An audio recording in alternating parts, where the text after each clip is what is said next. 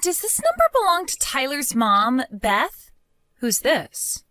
I'd totally appreciate if you didn't answer my question with a question, okay? Thanks. Answer my question, now.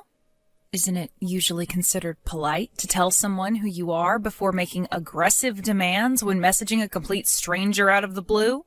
Huh? Who are you? Holy heck, you really are something else. I'm Cindy, your son's girlfriend. Huh? My son? Well, to be more specific, I'm actually his ex-girlfriend. But that's your son's fault. Allow me to explain what I mean. Okay, I'm really not sure what you mean by my son. What? Do you need me to say his name again? Tyler. Tyler. Your son, Tyler. And did this son of mine do something to you? Yes, he did something super duper horrible to me. He used me, tricked me, deceived me, then tossed me aside when he was done with me like some piece of garbage, like some pawn in his sick game. I'm the poor victim who got chewed up and spat out by your son's marriage scam. Marriage scam? Your son tricked me into paying him $150,000 as part of some twisted marriage scam. My son, Tyler, $150,000? That's what I just said, isn't it? You're his mom, so you must be getting some money from him, right? That's why you need to take responsibility for what he did and make this right. Responsibility? Yes, I am telling you to show some sincerity and good faith by way of apology for your son's despicable behavior towards me. Could you be more specific? Give me back the $150K he swindled me out of. If you do, I'll consider this whole thing settled and am very kindly willing to not take him to court. Also, I'm pregnant, so you need to take responsibility for that, too. You're pregnant? I'm just asking this to make sure, but you wouldn't joke about something as serious as my son Tyler getting you pregnant, would you? Give me a break, like I joke about that. If anything, it seems like I'm the only one taking this seriously. Tyler promised me we were going to get married. I figured if we were going to end up getting married and spending the rest of our lives together, it wouldn't be a big deal for me to lend him the $150K he was asking for. But in spite of that, the moment I told him I was pregnant, he blurts out, "Not my problem," and runs away like some sniveling coward with his tail between his legs. Wow. If he agrees to give me back my $150K and be a daddy to this baby growing inside of me, I won't take him to court for marriage scamming me, and I'll agree to marry him. This isn't going away unless you play ball with me, so you better start taking what I'm saying seriously. Think of it this way. If you work with me on this, all of your problems will disappear in a heartbeat. Isn't that an attractive offer? Besides, Beth, this will be your first grandson. From your point of view, I don't think this is a bad offer at all. The thing is, Cindy, there is no way my Tyler could possibly have done any of the things you're accusing him of. Is this where you start blabbering about how my son would never do such a thing? You obviously don't know him very well if you think he's some angel who could do no wrong. I get why you want to tell yourself that, but this is reality. It's time to wake up and smell the coffee. I am the victim of his scheme, and as much as you'd like to tell yourself otherwise, I do actually exist. I'm not a dream, and I'm not a ghost. This is reality. That's why you'll be making sure that jerk Tyler takes full responsibility for everything he did to me. I want the $150K he stole from me back, and his hand in marriage. And I ain't budging on this, so don't even try to negotiate or worm your way out on his behalf, because you'll only make things worse for yourself. I'm sure you can understand that this is all very sudden for me. I need some time to talk things through with my husband. I take it that won't be a problem for you? I'm absolutely certain this is a case of mistaken identity, but it seems like you've been through a rough time of it lately, so let me get definite confirmation so you can move on and go after whoever it was who really hurt you. And I'm absolutely certain I have the right person, but fine. Once your little family meeting's over, I'll be waiting for my $150K and my wedding. Speak soon.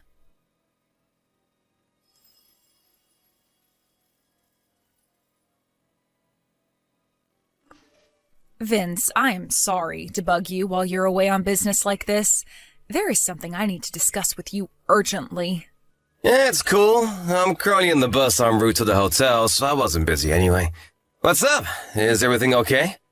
Listen, someone messaged me out of the blue. Supposedly Tyler scammed some girl out of $150K with some kind of marriage scam, as well as getting her pregnant. Excuse me? A marriage scam? Pregnancy? Tyler? Some girl called Cindy messaged me all of a sudden. Surely it's just some kind of prank. I've heard about this kind of thing on the news before. They call a bunch of people with some dramatic story citing a random name until they find someone who matches. Tyler couldn't possibly do something like that in the first place. Even if it's not a prank, maybe she's making some kind of misunderstanding. In any case, there's absolutely no way what she's saying is true. At least not with our Tyler. Right, I'm with you 100%. I try to see the best in people, so I'd like to think she's making some kind of misunderstanding.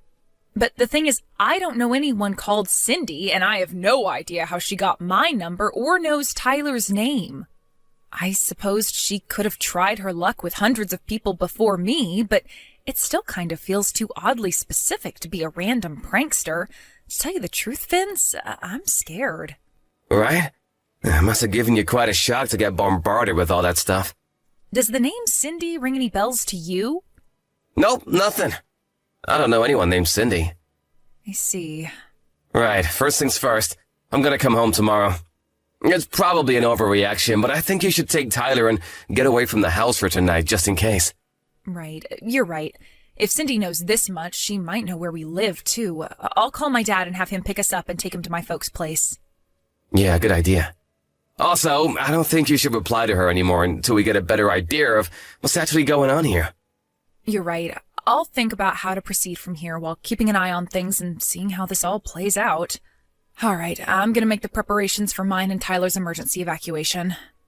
Great. If anything happens, you're to let me know immediately. Thanks, Vince. You're my rock. I'll be in touch when we get to my folks' place. Be careful.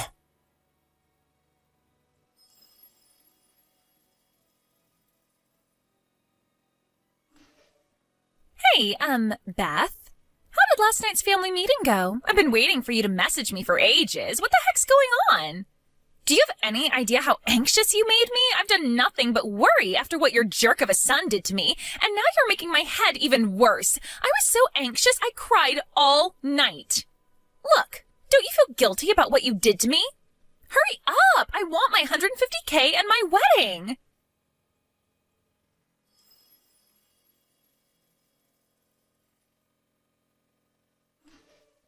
Hey! Hurry up! I sent you a picture of me crying, goddammit! Do you have no heart?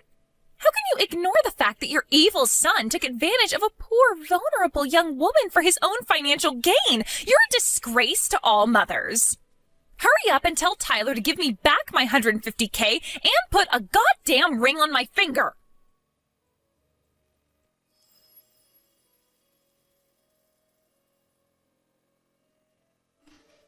Beth, you better quit ignoring me right now. Is it any wonder Tyler grew up into the kind of guy who makes girls cry with a mother like you? If you keep dragging this out, my patience and kindness will wear thin, and it won't be $150K you owe me, but $250K. Also, I'll demand the wedding be held abroad on a luxurious tropical island. Is that what you want? For me to increase my demands? Hurry up and drag that scumbag Tyler out of hiding pronto.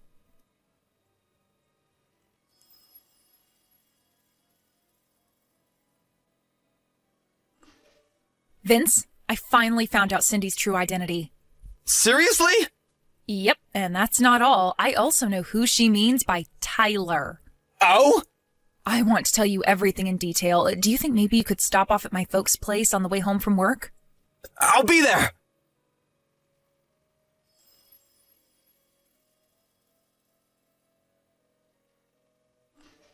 Hey, I am freaking serious here. Stop ignoring me. Sorry I kept you waiting, Cindy. Aha, there you are. You kept me waiting for a whole 3 days. That's it. You leave me no choice but to up the stakes to $250K and a foreign wedding. Listen, Cindy, here's the thing. Tyler is a 2-year-old girl. Huh? The reason I'm so late getting back to you is because I wanted to take some measures to ensure my daughter's safety before I did, so please find it in your heart to forgive me. As for your claim, I wish you would have done a more thorough investigation before bombarding me with your threatening messages. What are you talking about? You extracted my phone number out of one of my friends, didn't you? Huh? One of your friends? I got a message from her. She told me she gave you my number because you approached her outside kindergarten and fed her your nonsense story about Tyler, my 2-year-old, owing you settlement money. She asked me if I ended up getting any messages from you. Wait, those moms having an idle chit-chat outside the kindergarten were your friends? Yes. I told her I had no recollection of anything involving settlement money and that she shouldn't blindly accept suspicious stories involving large sums of money owed to strangers, especially when they involve giving out my private information. But then it dawned on me. She was talking about you, wasn't she, Cindy? When I showed her the photo you sent me, she said it was you, beyond any shadow of a doubt. When I asked in more detail about what exactly happened, she said you approached her just around the time they were all talking about the fact that I was planning on buying Tyler that $15 toy aeroplane that's in all the TV commercials right now for her 3rd birthday. Wait, what? $15? Not $150,000? Right. The aeroplane is a toy? Not a real airplane? Right, of course. My husband's a huge radio communications and aviation geek, and thanks to him, Tyler's really into planes right now. What the hell is going on here? That's not my Tyler.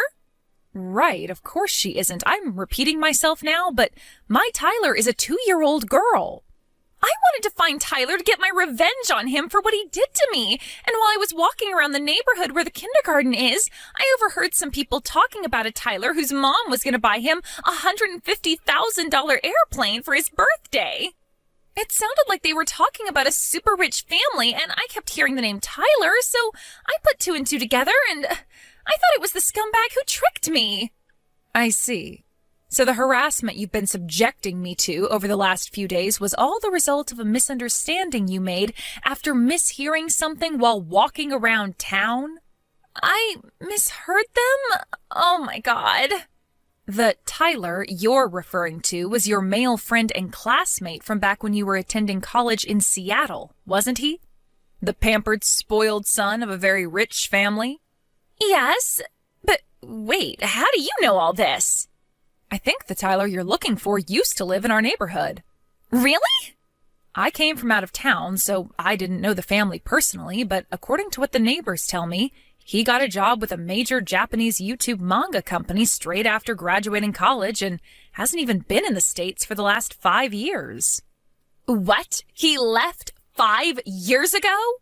Supposedly, he used to come back to visit his family, but hasn't been home at all in the last 2 years, what with everything that's been going on in the world lately. Which means it's safe to say the possibility of you being pregnant with his child is precisely 0. What? Which begs the question, what on earth were you trying to accomplish by bombarding me with all of this talk of marriage scams and pregnancy? I've had it with you. Fine, you're right. Well done, Beth. You figured me out. It was all a lie. I knew it. But you should know this is still all Tyler's fault. No matter how much poetry or how many love letters I left in his mailbox, he didn't even have the basic decency to reply to me. No, scratch that. He wouldn't even look at me. And what's worse, he even had the nerve to start dating another girl from our class. The most horrible part of it was she wasn't even nearly as pretty as I am. Don't you think that's horrible? That's a difficult question to answer given that I wasn't there and don't know the circumstances. But no matter how hard I tried, I just couldn't get him off my mind. Then I remembered how I heard his family home was in your neighborhood one time during class back when I was at college. So I rode 6 hours on the bus to pay him a little visit. But then, what I thought was a piece of blessed fortune, that little tidbit of information I happened across when I heard the moms gossiping outside the kindergarten, was actually a different Tyler all along. I can't believe it. But listen, Cindy, How was anyone ever possibly going to believe any of this nonsense about marriage scams and pregnancies when you hadn't seen each other in over 5 years? Well, that's simple. Tyler can't handle his alcohol, so I was just going to play it off like we hooked up one night when he was wasted and he didn't remember it. Wow, I'm at a loss for words. This goes beyond a simple misunderstanding. You're dangerous. Shut your goddamn mouth, old lady! By the way, Cindy, word has it you've been reported to the police. The police? Wait, what? You're outside my house right now, right? I just got a text from one of the neighbors saying they called the cops because they saw a suspicious girl crouched in the bushes with a pair of binoculars outside my house. Whoa. Why would they do that? No. You need to explain to the cops that this is all a huge misunderstanding. I didn't break any laws. I'm pretty sure making threats and trying to blackmail people is, in fact, against the law, Cindy. Despite the fact this ultimately turned out to be an outrageous case of mistaken identity based on a misunderstanding, doesn't mean it was any less scary for me. If my friend hadn't messaged and explained what was going on, I'd still be none the wiser to the truth and most likely be living in terror of what might happen to me and my daughter. I suggest you have a nice friendly chat with the police and calm yourself down. And count yourself lucky if you get off with nothing but a warning this time. No, I don't want to talk to the cops. What the hell do you think you're doing?